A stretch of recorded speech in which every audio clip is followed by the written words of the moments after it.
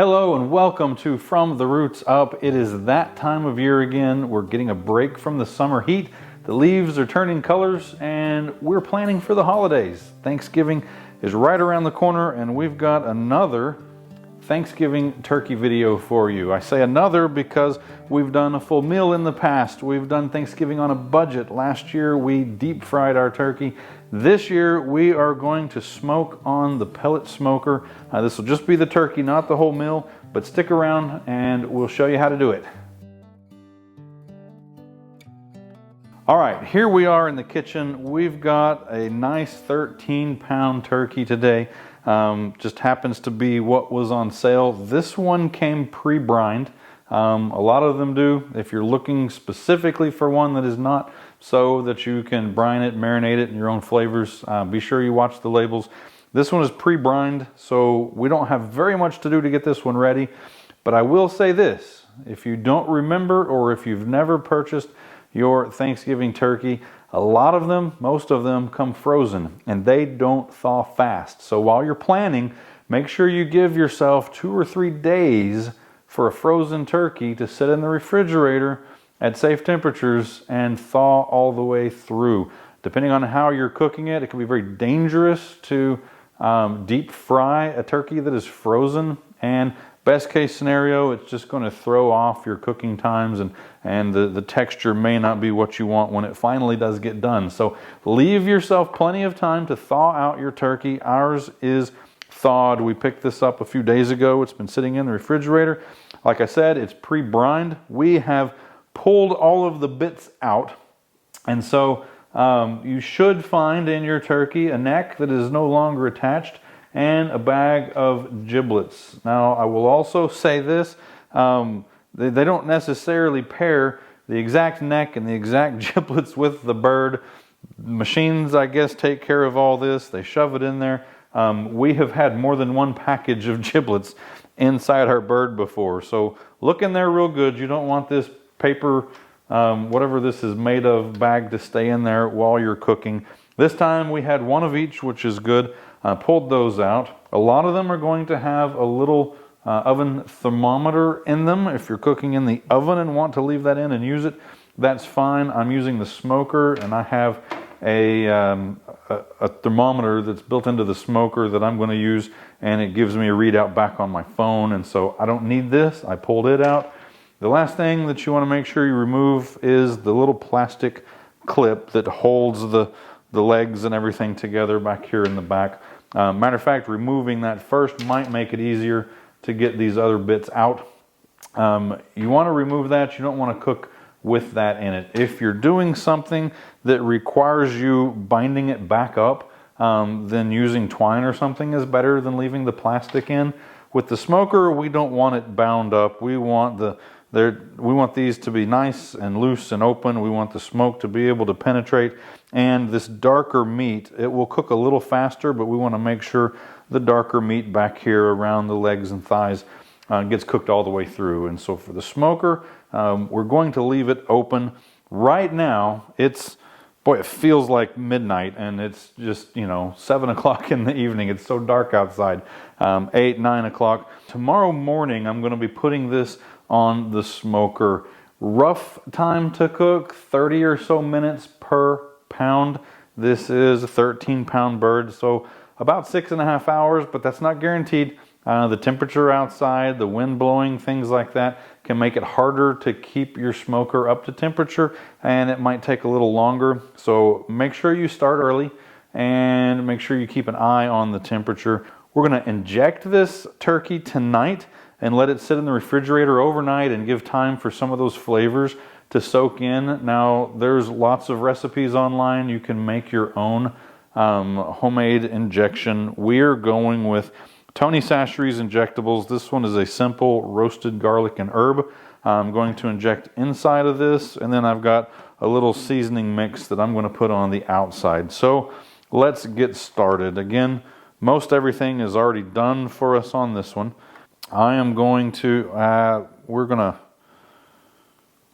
to use the whole thing since I already poured almost all of it out anyway. If I'd been paying attention, I would have put about 2/3 of this in here.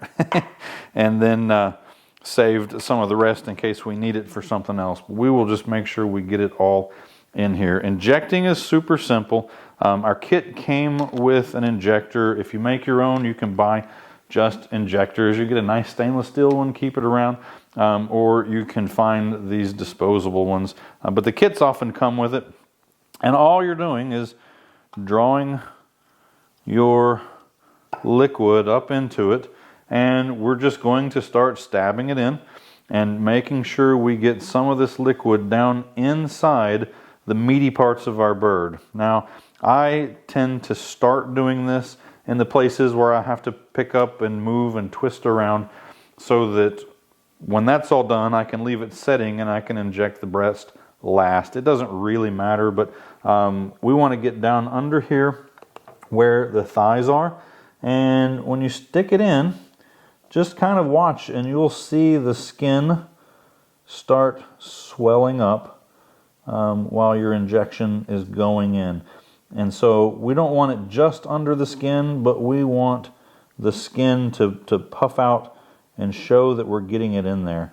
The other thing to watch for is it's easy, especially on the breast, to stab all the way through, and all you're doing is injecting it into the cavity, and that doesn't do any good. And so you want to make sure you can kind of feel the end of the needle is still in the meat. And we just find a few places back here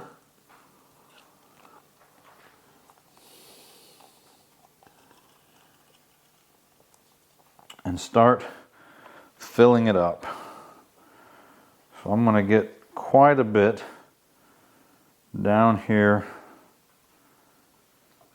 where the thighs are.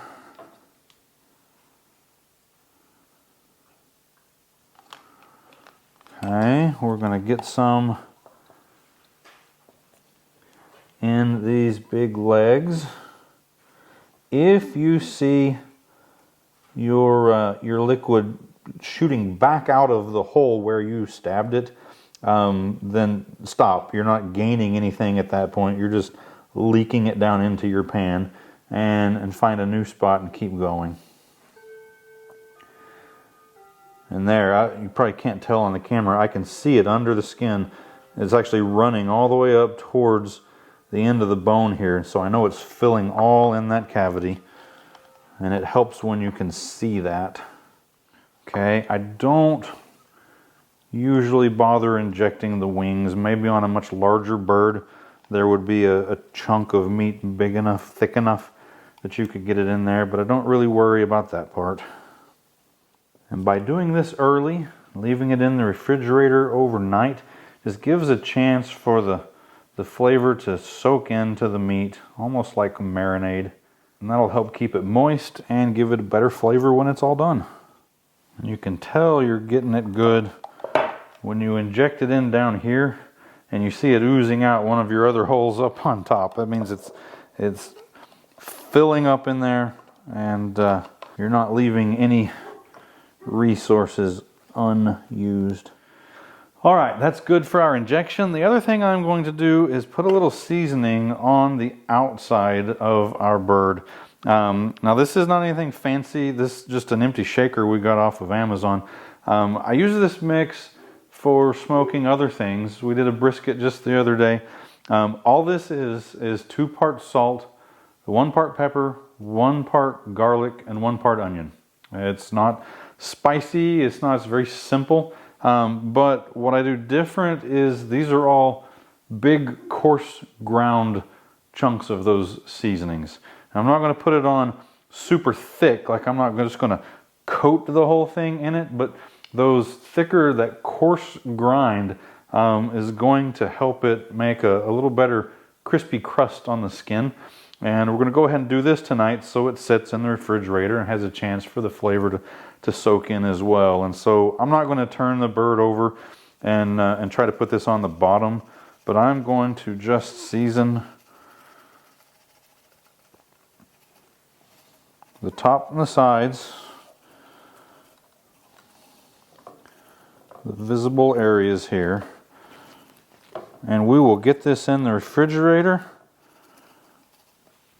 and I will see you back in the morning when we put this on our smoker. We'll see you then. All right. right, we're back. We got a good night's sleep. Our turkey got a good rest in the refrigerator. I had to change camera angles in the morning. The sun coming through this window that's usually right behind us just washes everything out. And so we're making do with what we can. It's easier to record in the evening. The first thing I'm going to do is go warm the smoker. Now, if I would have thought, I forgot, usually I will buy a disposable aluminum baking dish in the bottom of the smoker to catch the drippings that come off of this turkey. And since I forgot to get one, we're going to use a baking dish. These are fine. They can definitely handle the heat of a low heat smoker. So I'm going to put this in and let it heat up, warm up with the smoker. And then here in about 20-30 minutes, when that gets up to temperature, we'll go put the turkey on.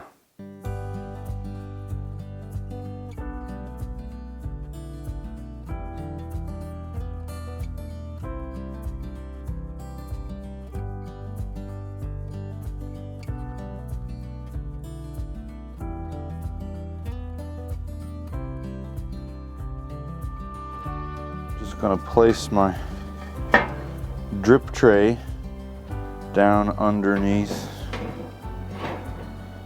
There's just enough room for that to sit above it, and our turkey will go right on top. I'm going to take my thermometer probe and take it in and clean it real fast, and we're going to let this start heating up to 225. All right. It's been about 30-40 minutes. The smoker has had plenty of time to warm up. The turkey has been sitting out to kind of come to room temperature, obviously not all the way through because it's a big turkey. And the drip pan has been in the smoker warming up as well. It is time to put our bird on. Now, here's the great part about smoking turkey. There's no complicated 3-2-1 process to remember like ribs. We're not going to take it out and wrap it part of the way through. We're not going to go out and spritz it every few minutes. We're simply going to put it in, put our thermometer in, and we're going to let it hit 165 degrees.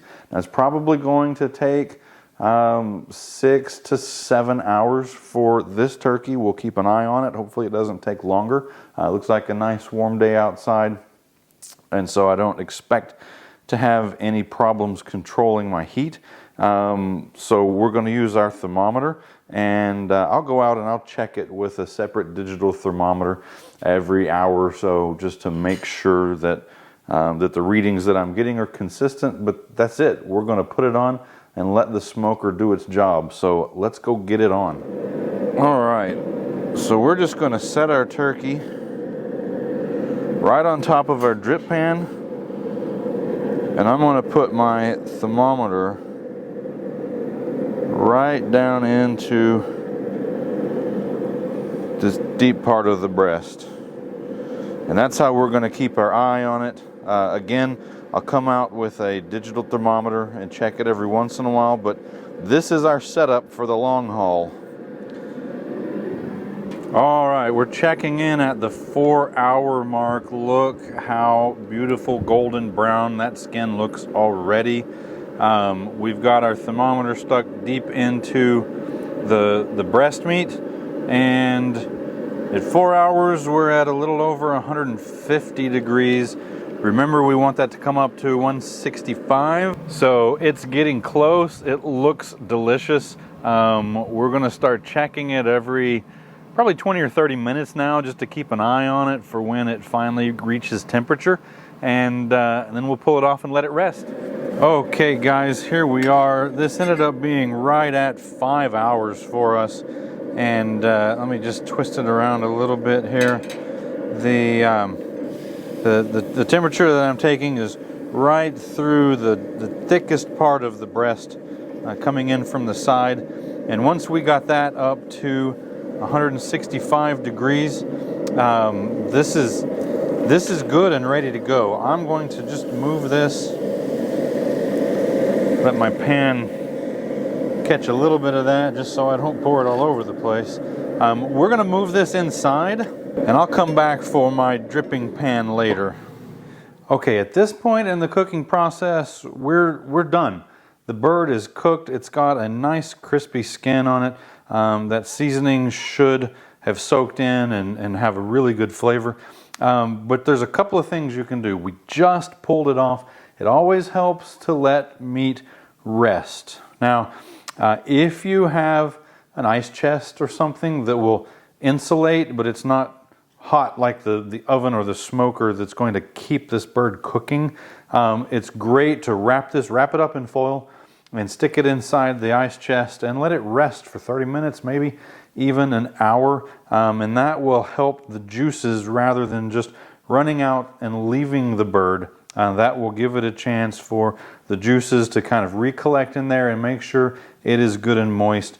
If you don't have an ice chest that this would fit in, you could put it in the oven without turning the oven on, or if your oven has a really low warm setting, sometimes ovens have, like for bread making, a low heat for bread to rise.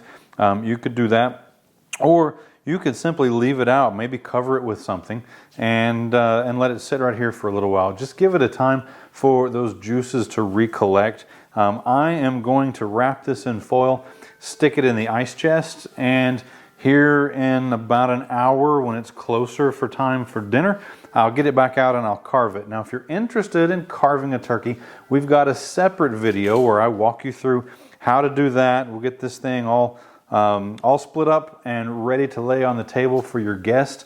It's super simple. If you have a smoker and have the option to do it, it's a really low maintenance way to get a nice Thanksgiving turkey. All right, let's see how it looks.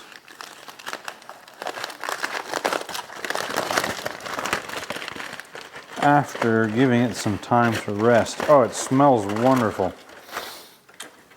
Definitely smell the smoky flavor. And let's just go. How about that for some beautiful crispy skin, some moist meat. Okay guys, I'm going to try a bite of this. This was so easy and it was so good. If you have a smoker, you should absolutely throw your turkey on it this year. Happy Thanksgiving. If you enjoyed this video, leave us a comment. What are some different seasonings, ways that you like to doctor up your turkey? What is your favorite type of wood to smoke with? I used hickory today. Maybe mesquite, maybe cherry. What do you like to do? And be sure and click over and check out our other videos. If you would rather see how to deep fry, oven bake, we've got something for everyone. Thanks for sticking around. We'll see you next time.